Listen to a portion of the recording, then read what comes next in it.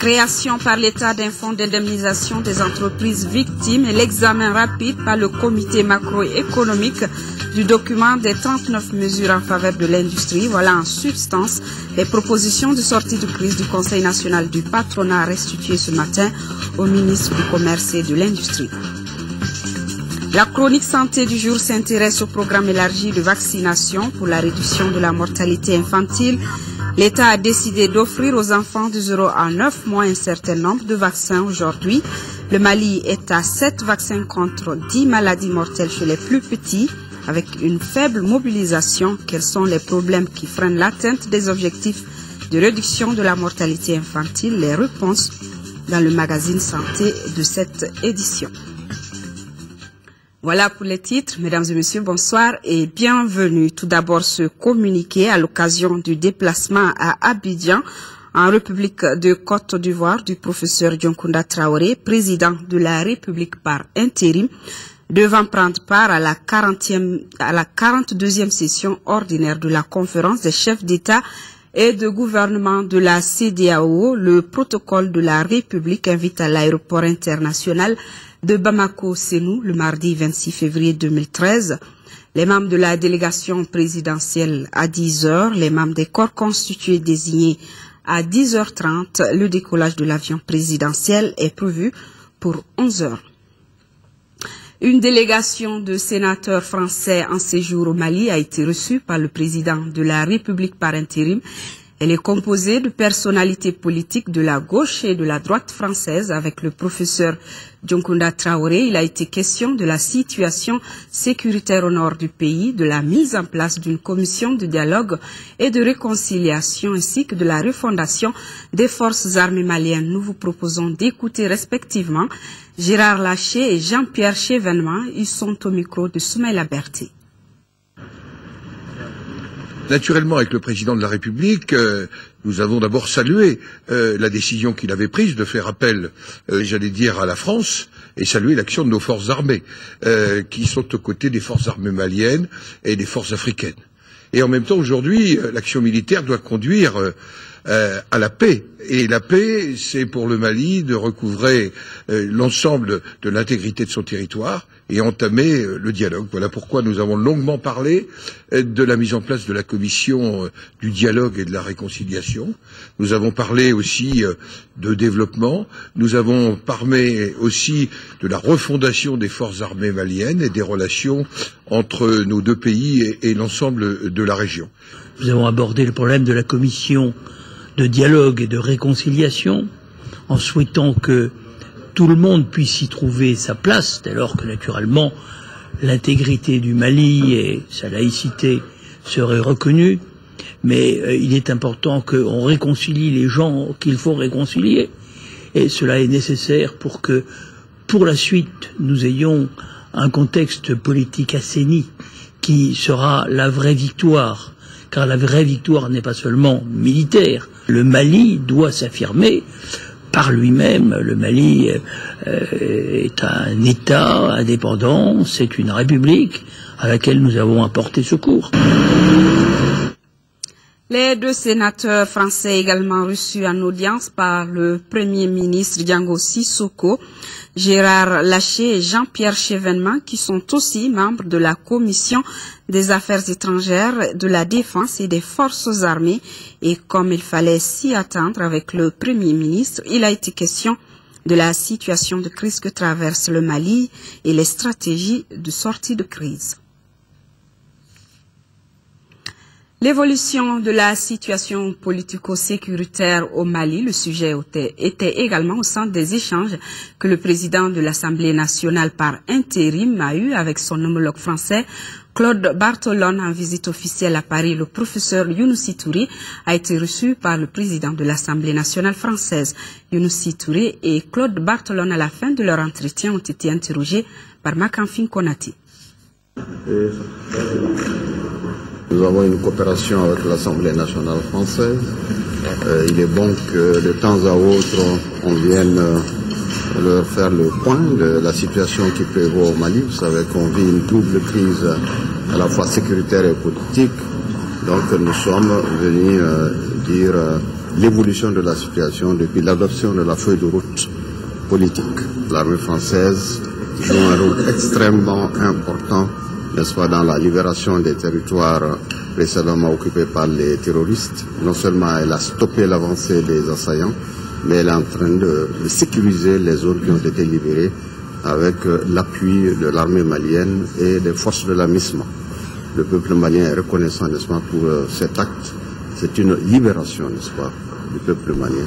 Nous avons dit à nos amis maliens, à la fois la volonté qui est celle de l'Assemblée nationale de soutenir les forces françaises engagées au Mali pour permettre au Mali de retrouver toute son entité territoriale. Et puis nous avons affirmé à nos amis maliens notre volonté de les soutenir, bien entendu, dans cette phase démocratique qui doit commencer à apparaître d'ici les prochaines élections pour permettre la réconciliation de tous les Maliens, aussi bien à Bamako qu'entre Bamako et le Nord.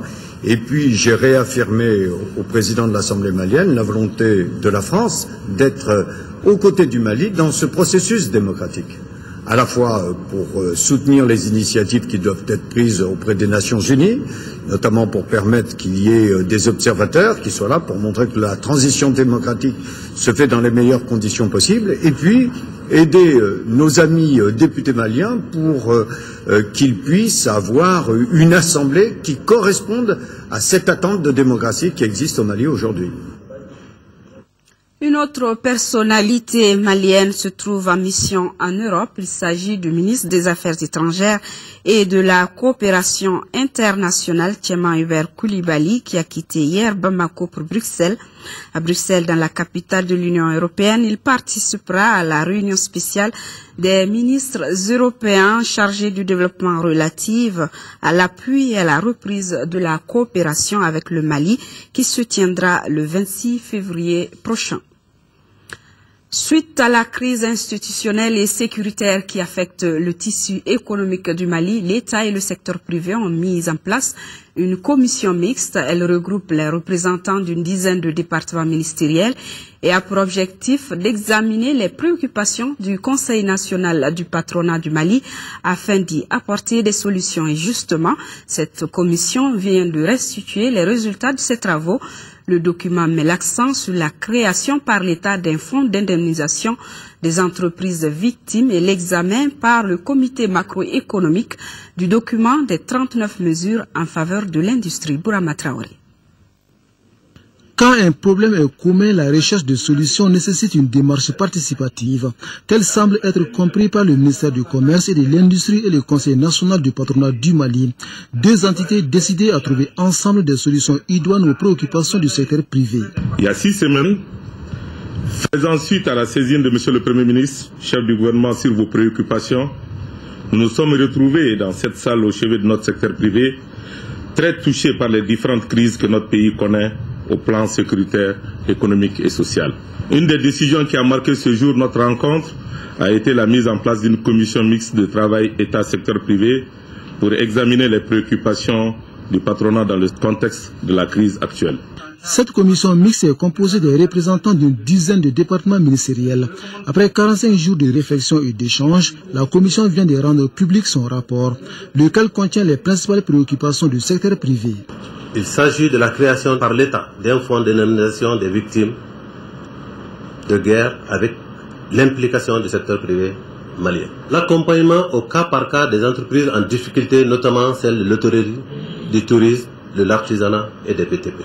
La suppression des cotisations de l'AMO par employeur des entreprises dont les employés n'ont pas adhéré à l'AMO. Autant de défis qui doivent être relevés pour la relance de l'économie nationale. Pas d'inquiétude, rassure le ministre du Commerce et de l'Industrie, pour qui la plupart des préoccupations du secteur privé sont déjà prises en compte dans les plans d'action de la feuille de route du gouvernement. Éclairage du ministre Konaté. Nous avons retenu l'indemnisation des victimes de la crise, avec l'adoption d'une loi sur l'indemnisation, ou au besoin, la relecture de la loi actuelle, pour prendre en charge les personnes morales. Nous avons retenu également la mise en œuvre des mesures d'allègement fiscaux inscrites dans l'annexe fiscale de la loi des finances 2013. La baisse du taux de l'IS de 35 à 30%, l'introduction du taux réduit de la TVA de 5%, la baisse du taux de l'impôt sur les revenus fonciers de 15 à 12%. Nous avons retenu la baisse du taux de la taxe sur les plus-values de cession immobilière de 25 à 5%. Nous avons retenu également l'examen au cas par cas des arriérés fiscaux dus par les entreprises dans les régions du Nord. Le ministre du Commerce et de l'Industrie de conclure par cet engagement, celui de soumettre le plus rapidement possible les rapports de la commission mixte sur les préoccupations du secteur privé au Premier ministre. Le ministre de l'Enseignement supérieur et de la Recherche scientifique a visité ce matin l'Université des sciences juridiques et politiques de Bamako. Messaoud Ould Mohamed Labib a pris connaissance des difficultés qui entravent le fonctionnement de cette université.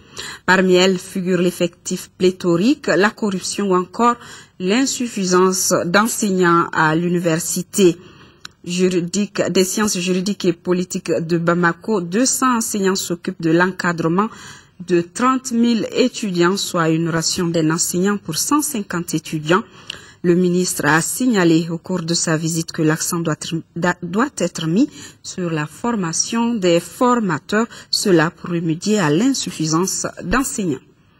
Les forces vives et les différents regroupements politiques s'unissent pour l'unité du Mali. Ils ont signé une plateforme dans ce sens cet après-midi au cours de cette cérémonie.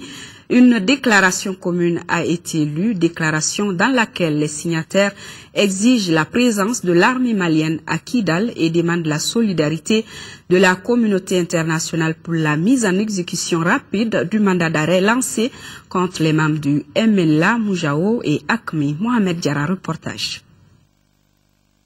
C'est un pas important qui vient d'être franchi dans la réconciliation des Maliens.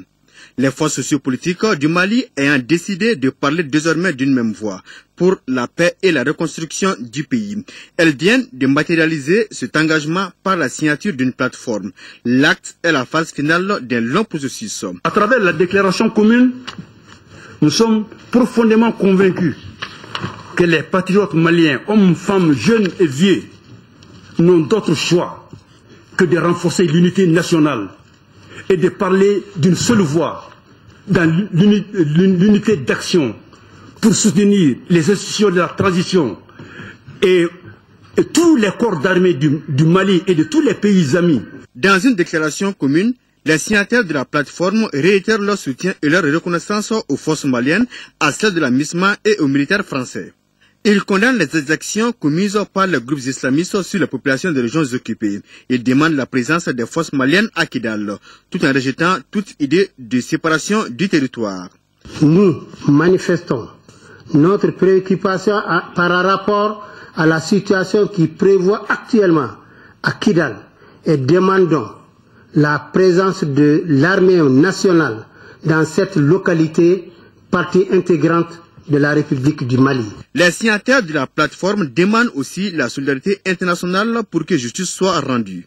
Nous, organisation de la société civile, regroupement sociopolitique, organisation confessionnelle, professionnelle et consulaire, proclamons notre attachement à la justice et réclamons par conséquent l'exécution diligente des mandats d'arrêt lancés par la justice nationale et internationale contre les personnes accusées de crimes de guerre, de crimes contre l'humanité et de violations graves des droits humains. Ce n'est pas tout, les signataires du document demandent au gouvernement l'organisation des élections libres dans les délais indiqués, avec la participation de l'ensemble des Maliens. Auparavant, l'assistance avait observé une minute de silence en la mémoire des soldats tombés sur le champ de l'honneur. Démarrage des travaux d'un atelier qui lance le projet de renforcement des capacités de la République du Mali pour la mise en œuvre de l'approche stratégique de la gestion internationale des produits chimiques organisée par le ministère de l'Environnement et de l'Assainissement. La session regroupe une cinquantaine de participants qui élaboreront une charte sur la coordination interministérielle en matière de gestion des produits chimiques. Nando Dambélé pour le compte-rendu. La gestion des produits chimiques soulève une vaste gamme de considérations dont chacune peut être abordée par un certain nombre de ministères, d'organisations ou d'unités au sein du gouvernement, ainsi que par des parties non gouvernementales. Pour assurer une approche nationale plus intégrée à la gestion des produits chimiques, il est souhaitable de compter sur un mécanisme de coordination pour permettre aux différents intervenants d'échanger. C'est dans cette optique que s'inscrivent les présentes assises de Bamako. Mes attentes, c'est l'atteinte des objectifs, n'est-ce pas, que vise ce projet. Ces objectifs, c'est quoi? Mettre en place, disons, une coordination nationale, n'est-ce pas, pour la gestion économiquement rationnelle des produits chimiques, aussi d'étudier et de mettre en œuvre un plan d'action. Il s'agit donc pour les 50 participants à ces travaux d'élaborer une politique pour la participation des parties prenantes, développer un mécanisme d'échange et d'information et enfin définir le rôle et la responsabilité des parties prenantes dans la réalisation des activités. Le Mali actuellement prend une part active dans les négociations intergouvernementales pour l'élaboration d'un instrument international juridiquement contraignant sur le mercure. Cet autre métal, qui est la cause d'effets toxiques incommensurables sur la santé et l'environnement, et dont la 25e session du conseil d'administration du PNUE a recommandé qu'il fasse l'objet d'une convention. L'atelier est organisé par le ministère de l'Environnement et de l'Assainissement avec l'appui technique et financier de l'Institut des Nations Unies pour la formation et la recherche et le programme des Nations Unies pour l'environnement. Actualité régionale avec la fin de la tournée du ministre de l'Agriculture dans la région de Kayes. Les cercles de Bafoullabé et Kita étaient les dernières étapes. À Bafoullabé, il a pu s'enquérir de l'état d'avancement des travaux des chantiers des périmètres irrigués de Bakoui et de Kamankole. De Kayes, la correspondance de Diafar Haïdara. À Bafoullabé, troisième étape de sa tournée en première région, le ministre de l'Agriculture, Baba Berté, a visité le chantier du périmètre irrigué de Bakoui, qui a une superficie de 50 hectares. Le taux d'avancement des travaux est de 90%. Il est prévu un système d'irrigation par canaux à ciel ouvert d'une capacité de 80 litres par seconde. Le coût d'aménagement est de plus de 401 millions de francs CFA, entièrement financé par la Banque mondiale à travers l'OMVS. Le deuxième périmètre visité par le ministre est situé à Kamankole ou Danvarabougou, vaste de 27 hectares et d'un coût de plus de 228 millions. Il présente les mêmes caractéristiques que le premier. Les deux périmètres seront exploités par les femmes qui produiront du riz et des légumes pour assurer l'autosuffisance alimentaire dans ces localités. J'ai donné l'instruction et je veux que ces périmètres soient fonctionnels avant le démarrage de la campagne agricole. À Manantali, le ministre s'est rendu sur le périmètre B, où le gouvernement et ses partenaires ont investi plus de 6 milliards de francs CFA, mais le constat fut amer, car ce périmètre reste inexploité malgré ce gros investissement. Je suis un peu resté sur ma faim et je voudrais échanger avec les techniciens pour comprendre pourquoi le périmètre n'est pas exploité. Et les investissements essentiels qui sont nécessaires à la mise en valeur des parcelles sont terminés. Sont terminés depuis 2009. Des mesures qui s'imposent seront prises parce que ce n'est pas possible qu'on investisse plus de 6 milliards dans un projet et que ce projet ne fonctionne pas. Pour les producteurs, l'eau n'arrive pas au niveau des parcelles. Pour l'administration, les parcellaires relèvent des producteurs. Donc il y a une mauvaise interprétation des choses. Le ministre a fait escale à Niantasso où il a visité le périmètre irrigué de 50 hectares aménagé par le Pédric et le jardin maraîcher des femmes. La visite du ministre de l'Agriculture, première du genre dans la région de Kayes, a pris fin dans le cercle de Kita où il a visité une école d'alphabétisation à Tambaga. Et nous restons dans la région de Kayes avec l'inauguration d'une banque de céréales à Djangoumane dans la commune de Diema, construite à la demande de la population pour assurer sa sécurité alimentaire. Elle est financée par le programme d'appui au développement communautaire PADEC, envoyés spéciaux Mamadou Bagayoko et Adama Kamara. Dans le village de Djangoumane, à 30 km de la commune de Diema, les populations sont confrontées à des problèmes souvent essentiels pour le bien-être, comme la sécurité alimentaire. Et le PADEC, conformément à sa mission, y a ouvert une banque de céréales en vue d'assurer la disponibilité de ces denrées pendant toute l'année à plus de 14 millions de francs CFA, avec une participation de 5% du village. L'opportunité aujourd'hui nous a été donnée d'accompagner Madame la directrice du PADEC qui a réalisé cette banque de céréales sous la demande de la population. Parce que c'est ça aussi l'intérêt du projet, c'est que c'est un projet qui tient compte des besoins des populations afin de pouvoir leur apporter une réponse. Toutefois, l'accès à l'eau potable reste un défi. C'est une zone difficile, ce n'est pas seulement ce village. Toute cette zone-là, le cercle de Diamant en particulier, il y a beaucoup de difficultés à avoir de l'eau. Les forages sont souvent négatifs. C'est comme ça, nous avons fait appel à des experts de l'hydraulique, ils sont venus, parce qu'on fait toujours les études avant d'essayer de faire un forage. Mais dans l'ensemble, on constate que vraiment il y a beaucoup de difficultés. En d'autres endroits, les forages réalisés ont pu satisfaire aux besoins d'eau, notamment à Koulikoro. Toutefois, les autorités sont déterminées à aider les habitants de Djongomandé. Les services nationaux qui vont prendre le relais, et c'est un axe important sur lequel nous avons discuté, et nous souhaitons capitaliser l'expérience des différents projets pour que la vie puisse continuer après les projets. Le ministère de l'Action humanitaire, de la solidarité des personnes âgées, le PADEC et les populations de Djongomandé sont optimistes. L'avenir est radieux, même si le PADEC prend fin en décembre 2013. Toujours dans le souci de sécuriser la sécurité alimentaire ou d'améliorer la sécurité alimentaire, s'est tenue la 3e session du comité de pilotage du projet amélioration de la productivité du riz en Afrique de l'Ouest. Les travaux ont démarré donc ce matin à Bamako. Et pour cette session, le projet qui dure 2 ans évalue les résultats enregistrés. Le plan d'action 2013, un projet qui, comme son nom l'indique, a permis d'améliorer la qualité du riz à travers la réduction du taux de rejet des semences de 9%. Agalia Gagissa. Le Mali est un pays essentiellement agropastoral et le développement des stratégies pour accroître la productivité agricole demeure la gymnastique quotidienne à laquelle spécialistes et décideurs se livrent. C'est dans ce contexte que le projet pour l'amélioration de la productivité en riz en Afrique de l'Ouest a vu le jour en 2010. L'objectif du projet a pour de contribuer à l'accroissement de la production nationale de riz et spécifiquement à l'atteinte de la sécurité alimentaire, la souveraineté alimentaire, à travers notamment la promotion de l'utilisation des semences de qualité et la sécurisation de la production des semences certifiées du riz. Les résultats enregistrés au cours des 2 années d'existence du projet sont encourageants malgré certaines difficultés. Des difficultés liées entre autres à l'accès au crédit agricole, l'absence d'une interprofession des acteurs de la filière. Au niveau de la semence, le projet a contribué à diminuer ce taux de près de 9%. Le projet a équipé davantage les acteurs, donc avec l'équipement de ces producteurs en matériel adéquat. Donc ils sont dans le calendrier, non seulement ils sont dans le calendrier, mais ils sont arrivés à améliorer et à augmenter leur production agricole. Au regard de ces résultats, les négociations en vue de prolonger la durée du projet ont porté fruit auprès des bailleurs de fonds. L'amélioration des acquis demeure donc le défi en cette dernière année du projet.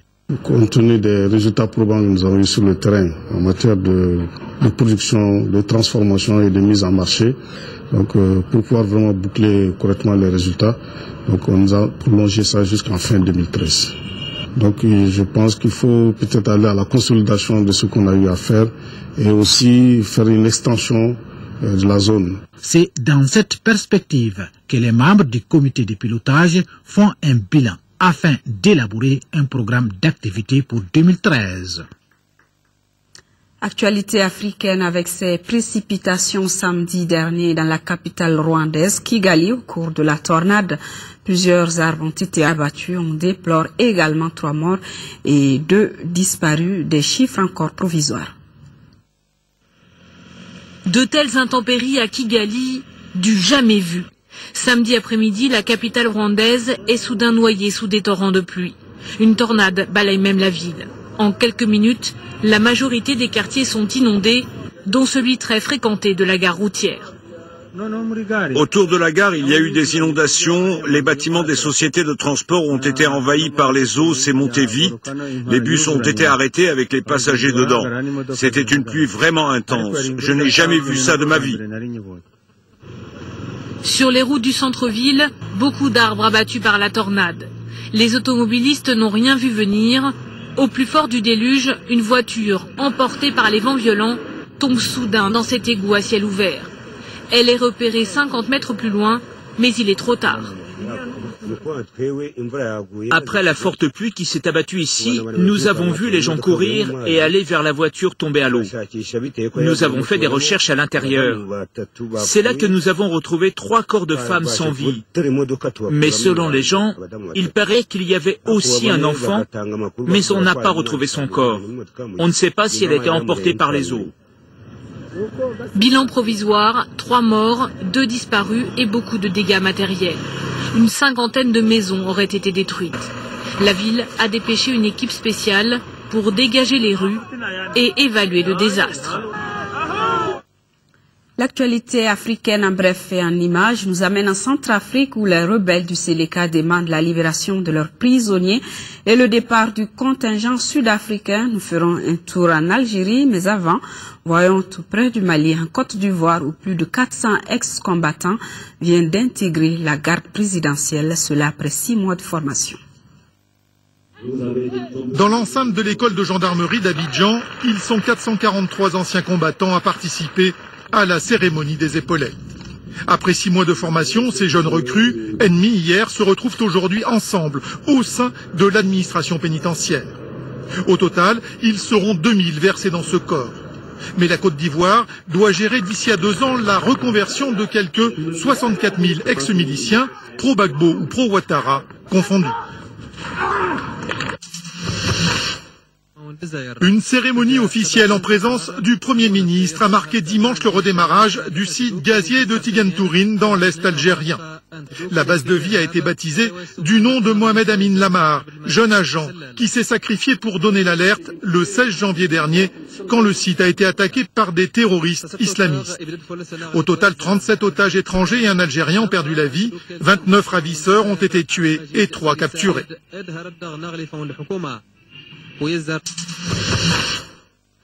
La rébellion centrafricaine du Séléka, toujours aux portes de Bangui, refuse de voir ses troupes être cantonnées. Elle exige de la part du président Bozizé la libération des prisonniers, la fin des arrestations et le départ du contingent sud-africain. Ce refus met en porte-à-faux les ministres de la rébellion qui sont entrés dans le gouvernement d'union nationale, chargé de gérer la sortie de crise.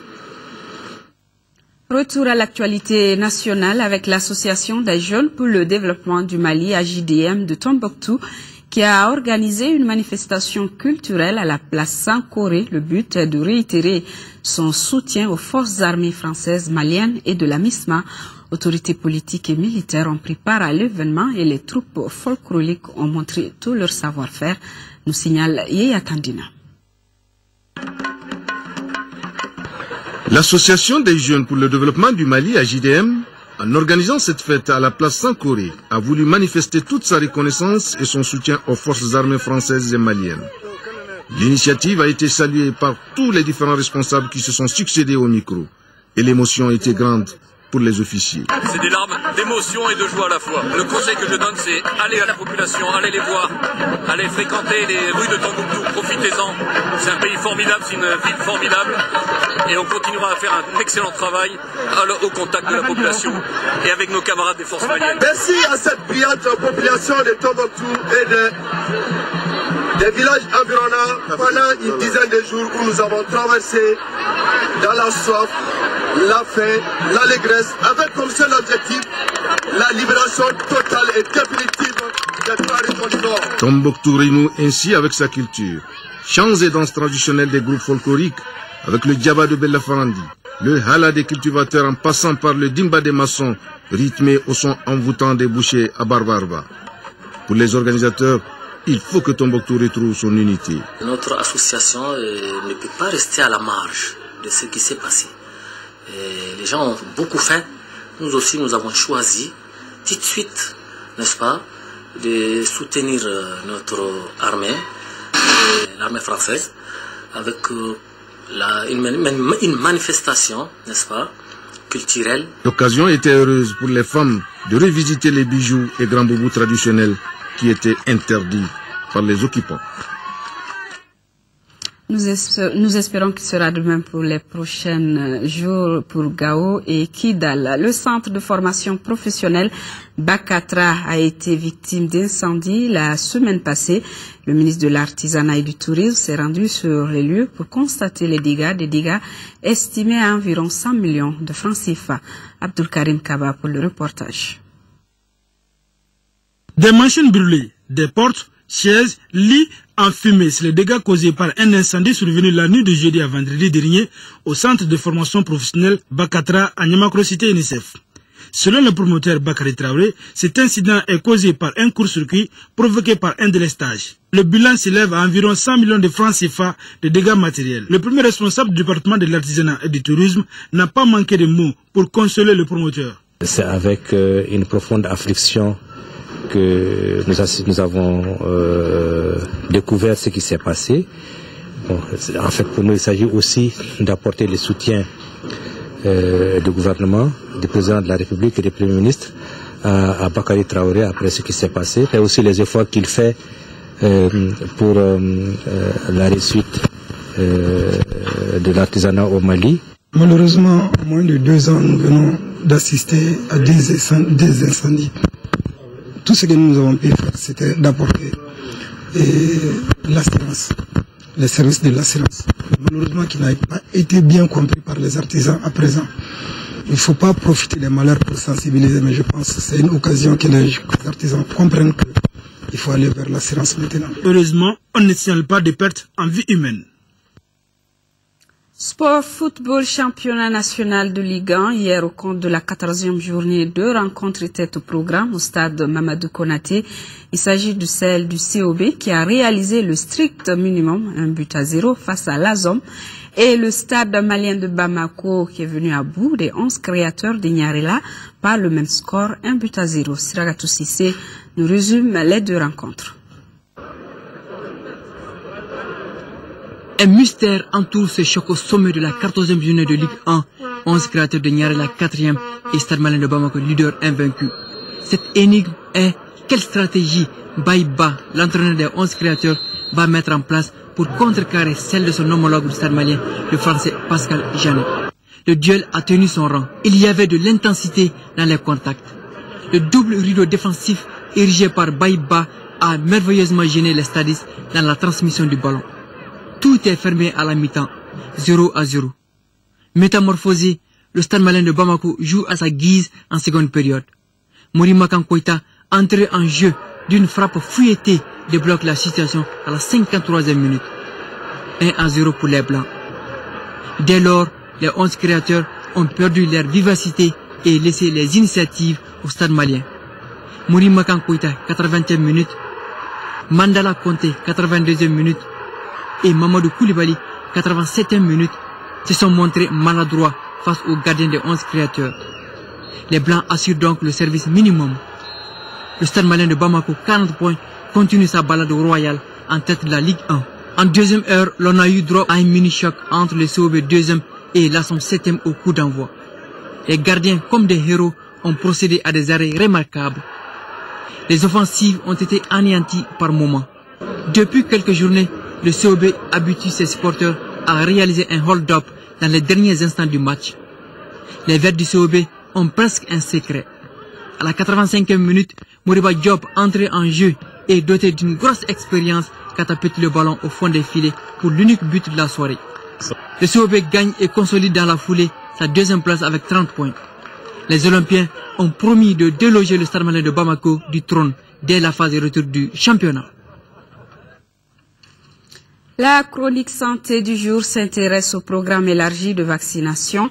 Pour la réduction de la mortalité infantile, l'État a décidé d'offrir aux enfants de 0 à 9 mois un certain nombre de vaccins. Aujourd'hui, le Mali est à 7 vaccins contre 10 maladies mortelles. Chez les plus petits, le seul problème qui se pose, c'est le manque de mobilisation des parents pour faire vacciner les enfants.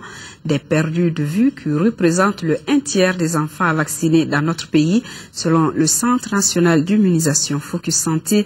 C'est une réalisation de Tchessira Dambélé.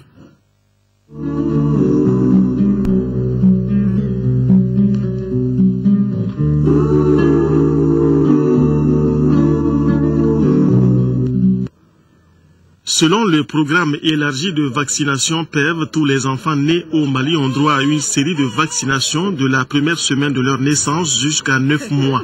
Un programme exécuté depuis 1986 et qui vise à réduire l'effet des principales maladies mortelles sur la petite enfance. Chaque année, les vaccins du PEV coûtent à l'État et à ses partenaires environ 3 milliards de francs CFA.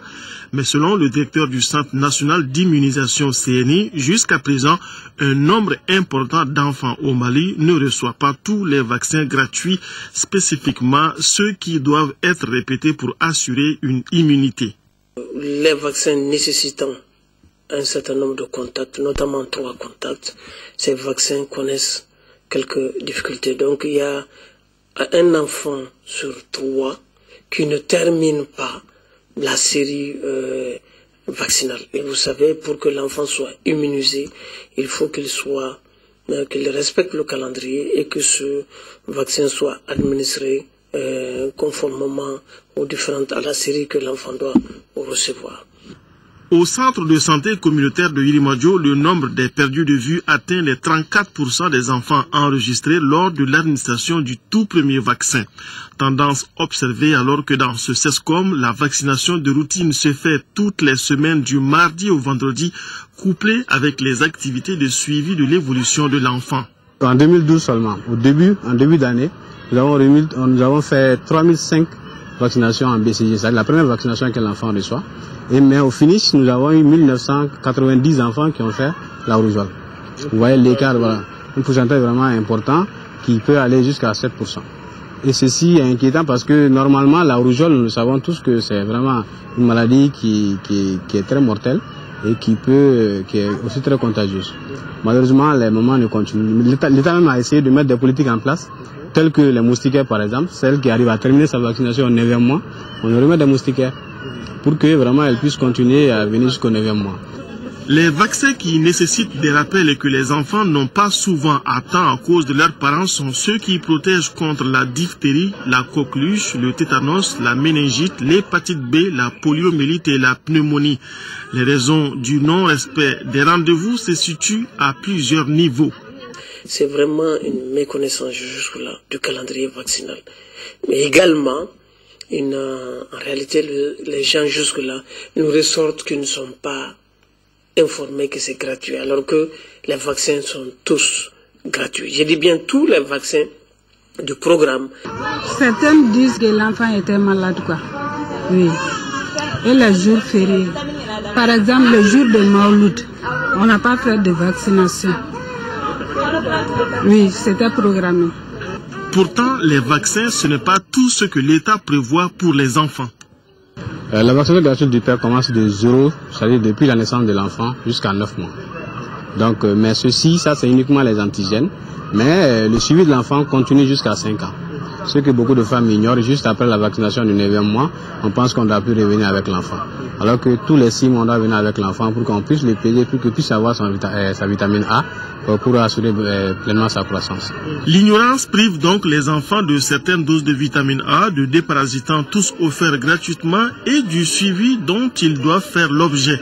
Quant aux équipes qui font le porte-à-porte lors des journées nationales de vaccination et des semaines d'intensification des activités de nutrition, même un enfant correctement vacciné au CESCOM doit accepter les doses offertes par les équipes mobiles. Il suffit que cet enfant soit éligible à ces campagnes de ratissage.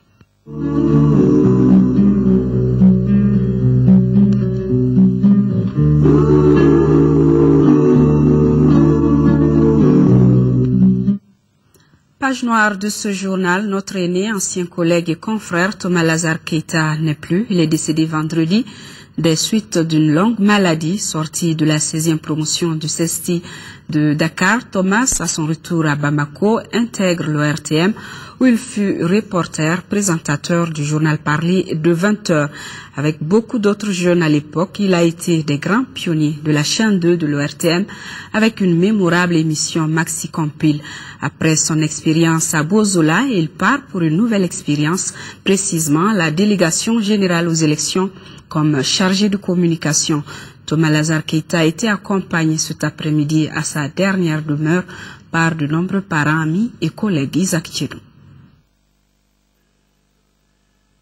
L'homme est fait de poussière et il y retournera un jour. Thomas Lazare Keita s'en est allé. Il est né en septembre 1961 à Bamako. Après ses études primaires et secondaires, Thomas Lazare Keita continue au CESI de Dakar où il décroche une licence en journalisme et communication. Après Dakar, il poursuit sa formation à l'université d'Aix-Marseille 2 en France pour approfondir ses connaissances. De retour au pays, il a intégré la fonction publique en 1994 et mis à la disposition du ministère de la Culture et de la Communication pour être affecté à l'ORTM. C'est un détachement à la délégation générale aux élections qu'il a perdu sa dernière bataille avec la maladie. Thomas Lazare Keita repose désormais au cimetière de Niarela. Ses amis, parents, collaborateurs et collègues retiennent de lui un professionnel intègre et dévoué. Pour moi, c'est un ami que je perds. C'est une amitié de près de 30 ans. Une amitié faite de complicité. Thomas et moi, nous avons tout partagé. Sur le plan professionnel, c'est quelqu'un qui aimait son métier. C'est un homme de conviction. Il a exercé ce métier-là avec passion, avec un sens élevé de responsabilité. Que son âme repose en paix. Thomas Lazare Keita était un homme franc, un homme de caractère et de principe. C'était un combattant. Il s'est battu pendant plus de 3 ans contre, de façon stoïque, il faut le dire, contre cette maladie qui finalement l'a emporté. Nous retenons de lui un homme sincère, franc et travailleur. Il laisse derrière lui une veuve et 3 enfants, dont un père Thomas. Que la terre lui soit légère, c'est la fin de ce journal. Retrouvez demain à 10h et 13h Nyanya Alou Traoré. Je vous retrouve, si tout va bien, pour les éditions du soir. Mais avant, faites un tour sur notre site internet www.ortm.ml. Merci pour votre fidélité et bonsoir à tous.